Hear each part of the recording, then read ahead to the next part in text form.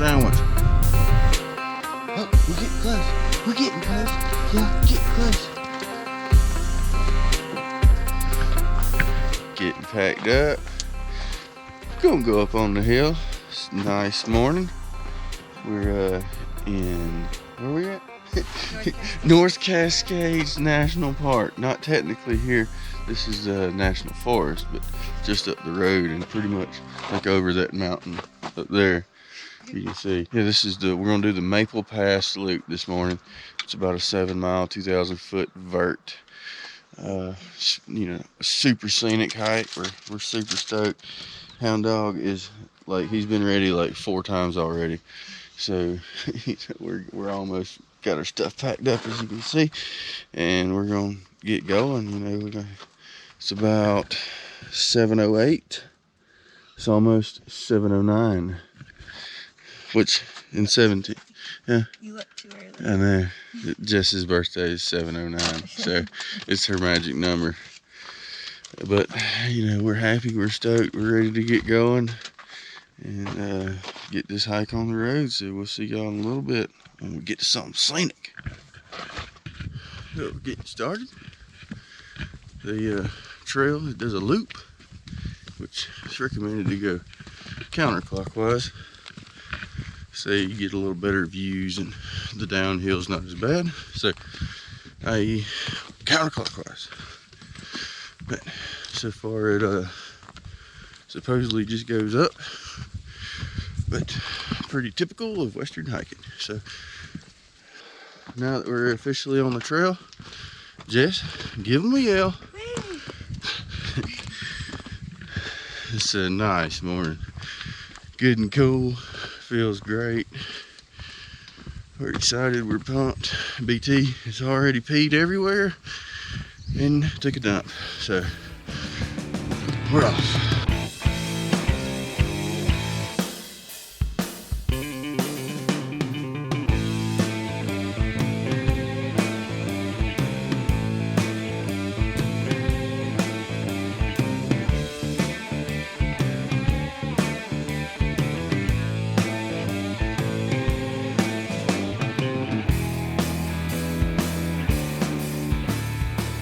Cool breeze, Canadian cold front coming down this morning, feels good.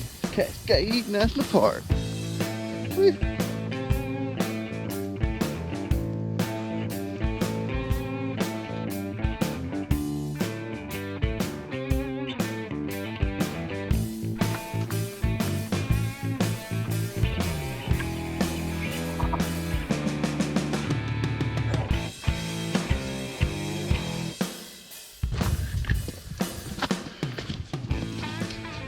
Starting to get up here a little bit. About 1 3/4 miles in. Getting where you can see the rocky, craggy terrain of North Cascades. It's up here. They say we're like, I don't even know, 100 miles, maybe even less from Canada. It's pretty cool. North Cascades is a kind of a unique national park. There's definitely not the same experience as others with the signage and the whole you're in a national park. Like you basically, I think it's Highway 20 is essentially the only corridor that goes through it east and west, in which is, you know, to the north. I think the PCT is the only thing that goes north. It's pretty remote. If you want to really see the national park, you got to get out and do some hiking. And like I say, we're not technically in the park here, but we're hiking towards it. And up here at the top of Maple Pass, I think you can continue into the park, but we're doing the loop, and we'll, you know, circle back to the van. But super stoked to be out here. Really cool place. There are, right now there's a couple fires that are in the area, so it's somewhat hazy depending on wind direction, but it looks kind of clear this morning, so which there is more of a breeze today. I think we're not too high in elevation. Actually, we're 5,342 feet. So starting to feel it a little bit. And I think this hike's about 2,000 feet in vert. So we've been 736. So got a little more to go. Starting to get up on the ridge. We got us a chunk monk sitting on the rock right here. Doug sees the chunk monk. That is the fat chipmunk. It's a fat red chipmunk. Proceed on Doug. Proceed. Chunk monk. Doug. How Doug. Chunk monk. Chunk monk. How Doug. But we're going up here. You can see the trail how it kind of sneaks around. I think we're going to do this ridge.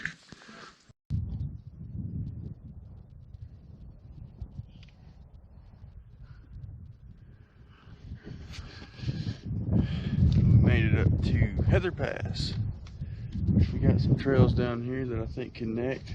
You can see there's another blue alpine lake over here in the corner. Pretty cool. Created its own dam out of this whole pocket well glacial snowmelt runoff.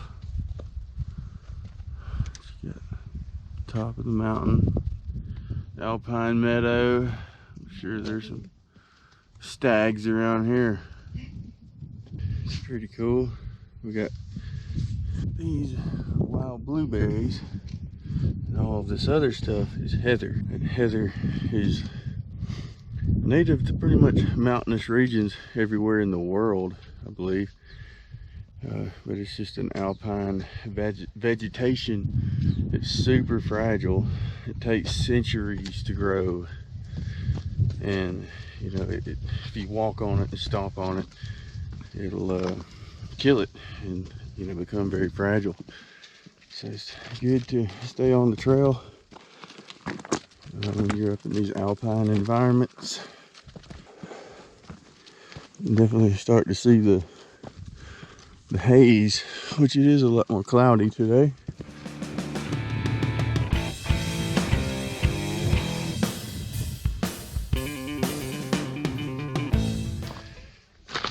We're almost up to the pass. It's back up that way. We came from down here in this valley and around this peak. The van's parked pretty much on the other side of this peak, bottom of it.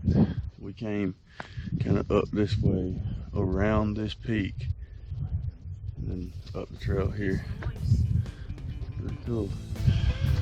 She's on the video. 1, 2, 3, look to the right. That's on cricket. Yeah, well, I'm cool. Yeah, obviously.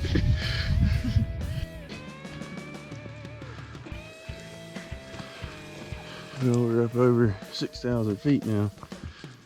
You can see the fall is coming.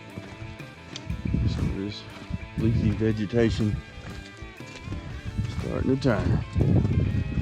The fireweed is bloomed all the way to the top.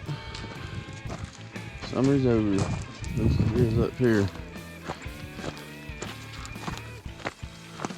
Still got some cool wildflowers. Got some Indian paintbrush.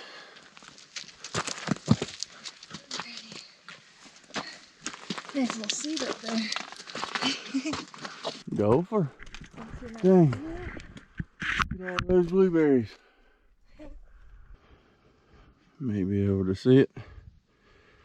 That's the trail down there we came in on.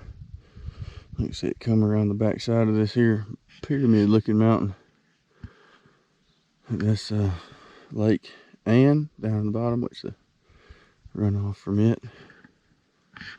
The highway you come in on down on the bottom of the side of that valley down in there. So we're almost to the top up here, Maple Pass. Pretty good hike. You know, nothing hard, nothing technical. It's a gradual incline as you come up. Nice, good little hike. good warm-up hike for anybody going to climb a mountain or anything. But you know, if it's your first hike, you may think it's a little harder. Nothing to it. But, you know, typical Western climbing, you go up and then you go down. But like you say, you know, it's just a good gradual incline so far, which I believe it loops around over to that one, and I think that's the actual top, because we've been 1,548 feet in elevation gain, and I think it's about 2,100 or so. So imagine that's up there as you come back around and come back down this other side, and then it connects somewhere down over there. But that's the cool part about doing a loop, is you don't get to see the same stuff twice. But with an out and back, you can see what you didn't see because you was at your back on the way in. 6 to 1. Very cool. It's definitely a lot more cloudy and hazy than I thought it was going to be today. Feels good though. Oh yeah, it feels great.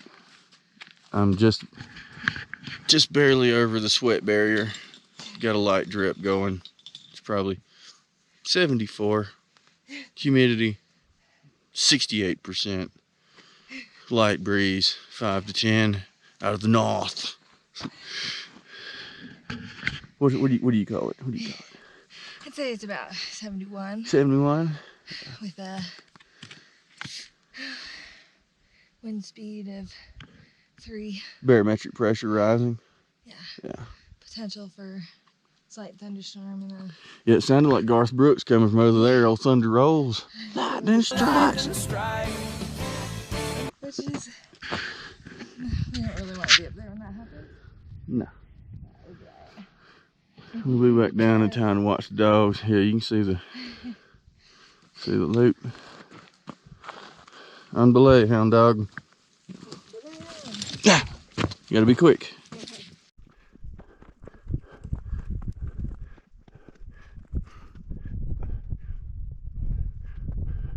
That dude's a little gnarly. Gnarl the Carl. Or Carl the Gnarl. Cadillac kickback coupe the bill. Man, these here Helinox chairs, worth their weight in gold. Granted, it's a pound. So, I mean, a pound of gold, well, it's like heavy as hell. But I guess it's still a pound. Yeah, a pound's a pound. Nonetheless, these chairs are the hot topic. You get to the top and it's a chair. Ham sandwich. Hard to beat. Good old Black Forest ham. Old Summit snacks, man. Which I guess we're not technically on the summit. I don't think there is a summit on this trip, but you know. When you're ready for a ham sandwich, you're ready for a ham sandwich. And Doug says, where the hell's my ham sandwich? So look at him some doggy food. But he far prefers ham sandwich. Let me see. Back to the Helinox chair here. It sets up in seconds. Like it takes up, it's like the size, it's smaller than an Algene bottle when it's like in diameter when it's put up. A little bit longer than one, you know, maybe about a foot long, but I mean it weighs like a pound. You know, and I mean if that's the straw that breaks the camel's back for your gear setup, I mean you might be a little too heavy to start with. So being able to sit down and have a comfortable chair, it's incomparable. That's how big it is. It's like length of your forearm, size of an Algene. Super cool. Hope the camera's picking them up over there. Some glaciated snow peaks.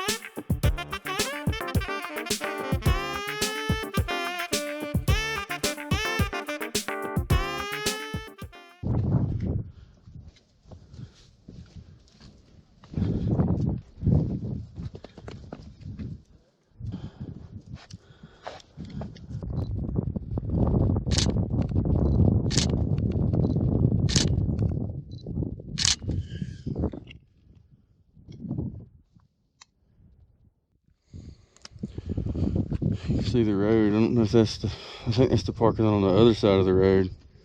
You can see the road over there. But then, like I said, we came around that peak. The van's at the base of that mountain. Like, and so we came up around that and then all the way up. Zigzag all the way up. It's a long 3.5 miles. Looking at it over here. Yeah.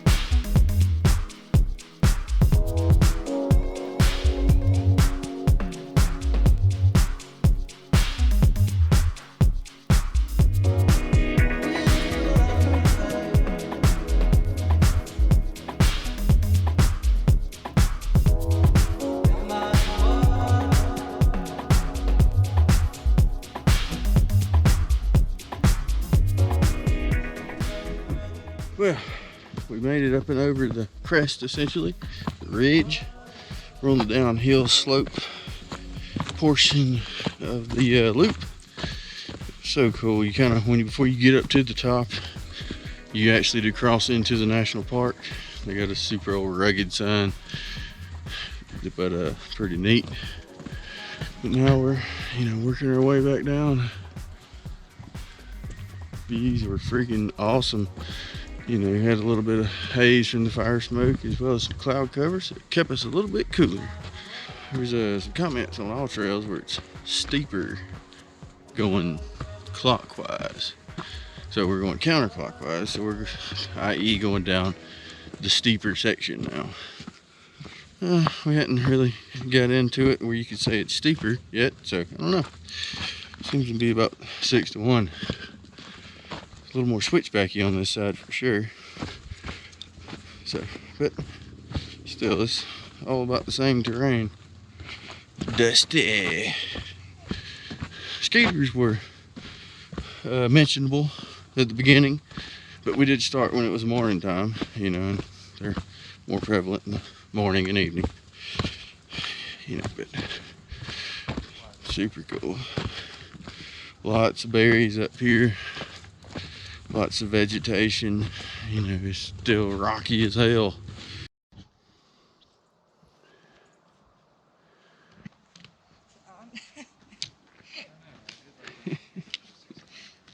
Action, Jess.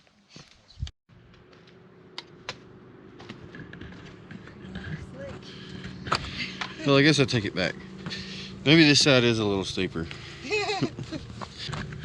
We're making our way down. Garmin says we've been about 6 miles, which it's always real conservative. All Trails says it's 7, I think, so we're getting within a mile. From the viewpoint up there, you can see the trailhead and the highway, and it looked like there was not a parking spot to be left. So I'd definitely say this is a very popular hike. Get here early if you're gonna do it and not have to worry about parking. And I mean, in terms of the clockwise and counterclockwise thing, just go counter. Just like go with the flow. They need to make it basically one way, because 90% of the people, 95, go counter. So then you don't have to side trail and cause more damage and stepping on the heather and environmental friendly, leave no trace kind of stuff. I mean, there's really no sense in going counterclockwise. There's other trails if you want something that's harder. But It's just easier to everybody go one direction too, you know, and then you only have the occasional fast walker that passes you. So just food for thought. But coming down this hill's definitely been a lot more switchbacky, a little more rocky and rooty. The other side's just a forested gravel. I mean, it's a forested gradual uphill. But it's 6-1. It's not that bad. But the battery's about dead on the GoPro. I think we might try to conserve till we get back to the van. Well, you guys, pretty much made it back. We're on some asphalt material, so safe to assume we're pretty close. Sick hike. Totally recommend doing the Maple Pass loop. Stats really make it where it's about 7.4 miles, I believe. But, you know, it's overall great. Definitely recommend going counterclockwise. Clockwise is not that bad, but it's just more up in one section. A lot of switchbacks. And the counterclockwise side is, you know, more gradual. Overall, just a great hike, phenomenal views. You get up to the top, you can see so far. You got both sides of the ridge that you can see. The lot here where you park, it's huge. You got a lot of parking, but from what we can tell up high, looking down, every dang spot you can see up and down the highway is full. So definitely get here early. Be courteous to everybody. You know, use proper trail etiquette. Also, there is water on the hike. There are a few a few streams and stuff you pass by, but overall, not really. So, you know, if you drink a lot of water, take a lot of water. Today it was overcast and not near as hot. Didn't break the sweat barrier too bad, so i.e. I didn't drink as much. But I can suck down 2 liters pretty easy. Anyway, you know, it's like I say, if you want some water, take your own water. But we're here, the highway right over beside us. Be glad to get back to the van and make us a good lunch, which is Labor Day weekend. The dogs kick off today. They're playing the Oregon Ducks. So hopefully we can retain our national championship and be contenders. 2022, baby. Go Dogs.